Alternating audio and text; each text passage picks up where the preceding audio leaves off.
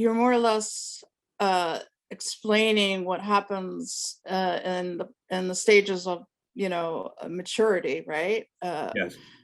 We are all born narcissistic, and it's all about us up until, I guess, when we start becoming teenagers, Yeah. and then we start to wake up and look around us, right? So you're saying that's what in the course of human evolution, that's what stage we're at right now. We're at that transformative stage where we're starting to wake up and look around and see what kind of damage we've done. I mean, this is Thomas Berry speaking. This is Brian Swim.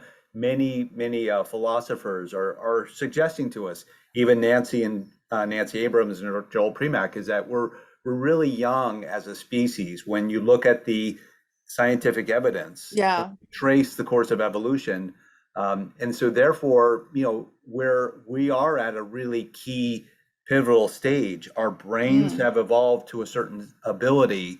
Our hearts have a capacity for empathy. Many of the spiritual teachers would remind us that it's through the capacity to have that empathy that we develop great compassion with the others on the earth, with the earth itself and all beings.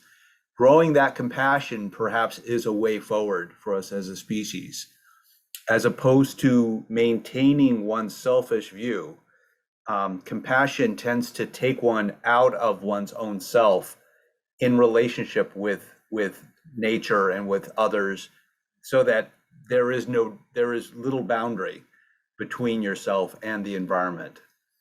That might be hinting at a progression that we're headed towards.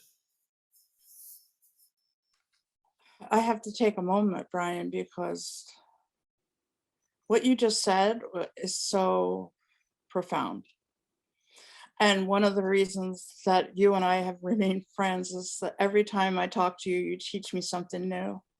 And I have goosebumps right now because I never thought of our human species at this stage. And you just put it so succinctly. And I've listened to Brian Swim. I've listened to many of philosophers talking about the mindfulness of today, but I had never heard them put it the way that you just did. And that, why? Because you're a great communicator, and you have the ability to break things down in simplistic ways. That's not about you. It's about teaching somebody something else, something new. And that's what I love about you. And you just did that.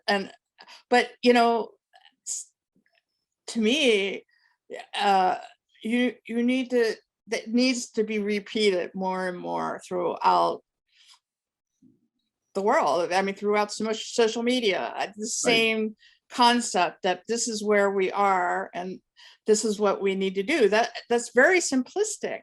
And all we have to do is just awakening ourselves to that one concept. And you just explained it to me. So how do you get your voice out in the world? I mean, how do you make that happen? How do you keep teaching, Brian?